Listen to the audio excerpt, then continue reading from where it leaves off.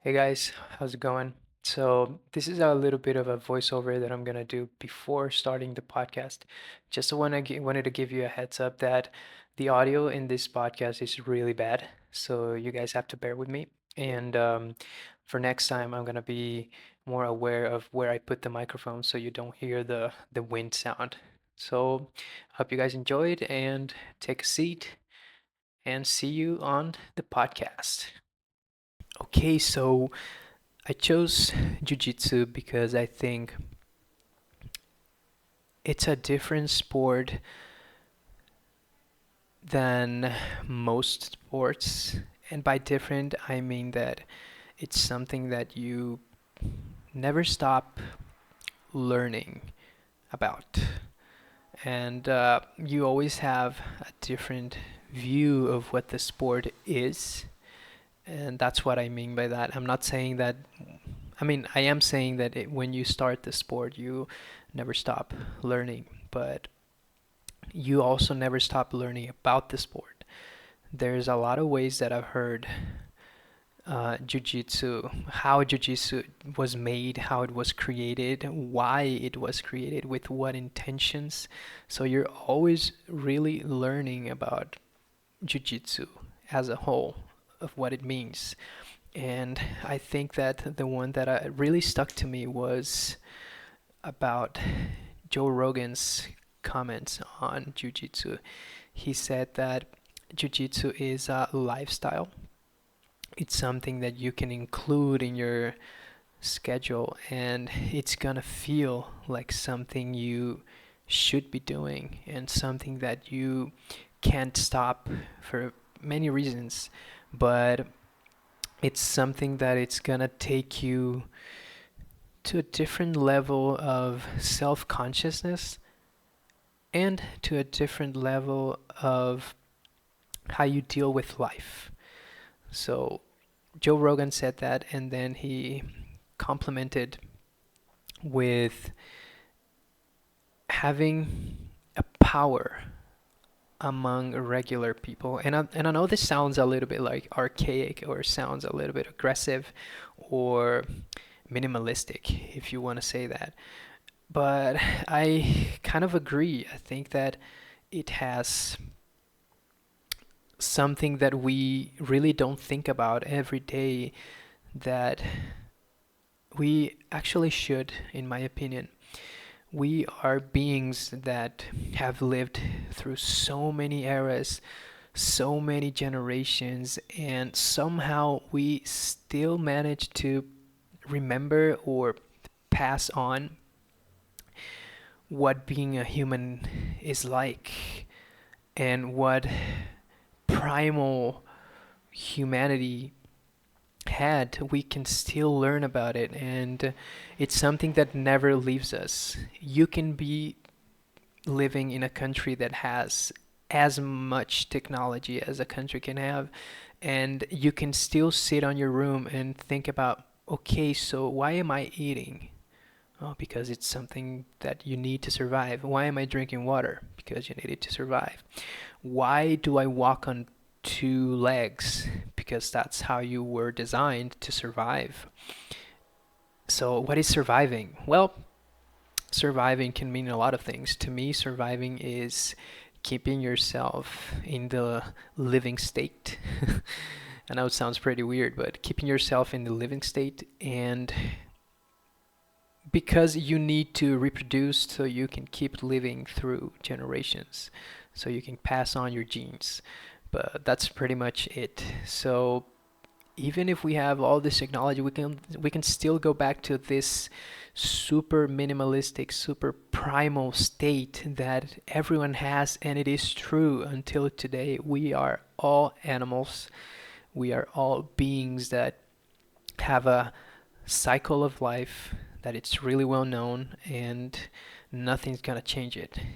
The way you live your life is gonna be super different depending on who you are and where you are. But if it comes to like the, how can I say this? Like the meaning of being a human, it's always gonna be the same answer. So he said that jiu-jitsu brings back that feeling a bit stronger, a bit more, a bit deeper actually, because one thing that most countries and most civilizations have in common is that we try to eradicate violence and physical conflict. And I understand why. I think this is something that it's gonna make us live way longer than if it weren't prohibited, or at least stopped in some way. So this brings back that feeling of, okay, I can have many weapons, I can have many tools to help me, but if it comes to myself, my body, what can I do to ensure that I am surviving an encounter with one person, with an animal, with a machine? It can be many different ways of thinking about this. So Joe Rogan says that Jiu-Jitsu, it's one of the best tools to have if it comes to something so simple as having to defend yourself, having to defend your flesh from eventual death if someone wants to do that to you. So it's really, really, really cool that he says that, because even though it's something so simple and something so plain, you can still extract a lot of information and a lot of different things from this. One of the things that I really enjoy extracting from such martial art is that you learn that when you jump from a low level to a higher level, you are still going up and you still need to go up, because there's always going to be someone higher than you in a higher position. So let's take belts. The white belt is the first one. You are higher than someone that doesn't have a white belt, but you're lower than the blue belt, and it goes on. So you always have this feeling of hierarchy that is ongoing, but it's not something bad. It's something that's gonna bring out of you the feeling of self-improvement, and it's gonna bring the feeling of self-awareness, and it's gonna bring the feeling of discipline also, because if you want to improve, you have to have all of those. And you can't be naive and think that it's gonna be easy, because just as life, it's not easy at all. It's chaotic. It's something we usually cannot control, and I think actually not usually, we can't control how we're gonna live our lives on organic way. Like, we have a cycle, and that's 100 years on a good day. So it's gonna be always this way unless we can reach such technologies that are gonna change it. But we haven't done so yet. But yeah, it's a really good analogy for life, having this martial art within you. So I think everyone should have a feeling of it. Everyone should have a taste. Everyone should have at least some acknowledgement of how this thing called life can be something that actually follows us everywhere we go in different manners, but it's still something that we can always go back to the basics, and we can always put on a pedestal, because it's gonna be your guide. Like, putting life as your guide, it's gonna be something that's really gonna help you, because some people put death as their guide, and you can do that.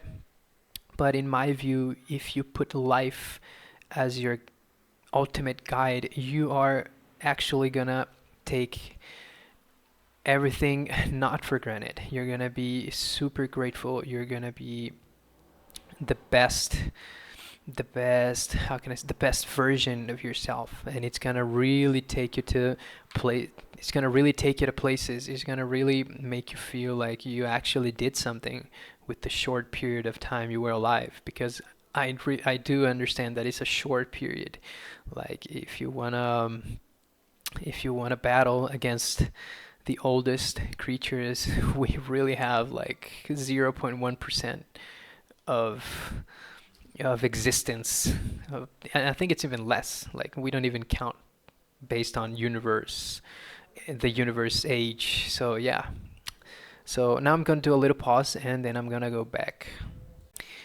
Okay, I'm back. I had to do something real quick, but I'm gonna see if I can continue the train of thought I was having. So when I think about this martial art, I think that you you need to have any way of making yourself self-aware about yourself and self-aware about your inner self.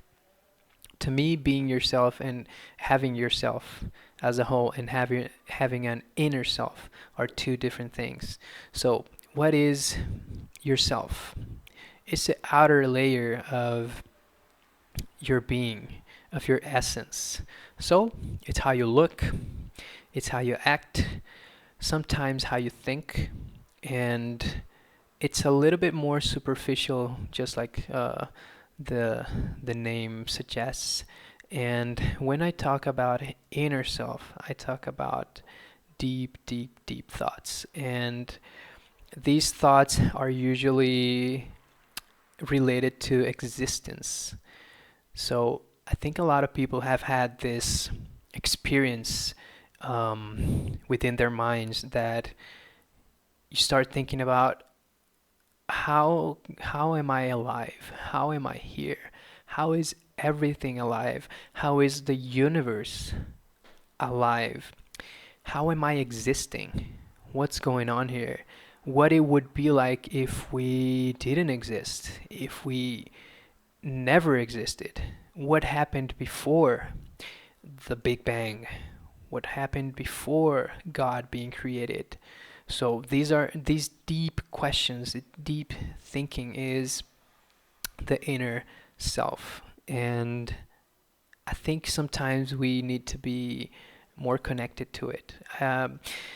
I don't say that we have to be connected at all times because it drives you crazy. And I know that when you have that feeling of like, why the fuck do I exist? You go crazy for a short period of time, and then you have to go back like, okay, no, yeah, life is it's not that difficult. It's simple. We are here because we evolved to this moment, and boom, that's it.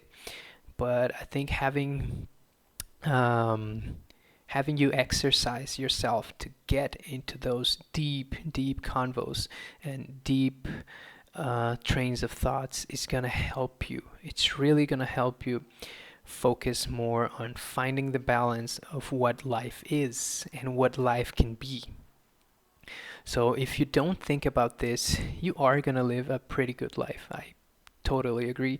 You're going to have a really good time. You're going to have bad times, but you're not gonna extract the most out of life, in my opinion, in my humble opinion. Because if you go deep, you're gonna be able to have pretty holistic view of any situation at any time. So let's set an example here. Let's say you go to a new job. You are super nervous. You did the interview, so you achieved something really good. You passed, so you come to work. This is the first day of you at this place. And you start looking around. You start looking, okay, so we have an office here. We have some people running. We have some people, printing stuff. We have my boss's office. We have my colleague. We have some people in the lower sectors, depending of what company it is. But this can be applied to any place, any workplace, even if it's at home. So you start looking in a less but more critical way. And what I mean by that is that you are looking at the place, you're looking at people, and you're not thinking much of them, which is the less intricate way of seeing, of perceiving what's going on. And then you have the more intricate way, which is you start to look at how these scenarios, how these things, how these people came to be, how they achieved such state of matter, how they achieved this exact um, position, and this balance of going back and forth is gonna make you really self-aware and inner self-aware. So once we go through that process, you start selecting ways of how to deal with this, how to deal with this new situation. And because you had this holistic view of what this is, of this experience, you can actually choose, in my opinion, you can actually choose the best way of dealing with stuff. Because you put yourself into a lot of conundrums. So, okay, let's say we have a really, really bossy boss. This is a man. He's really bossy.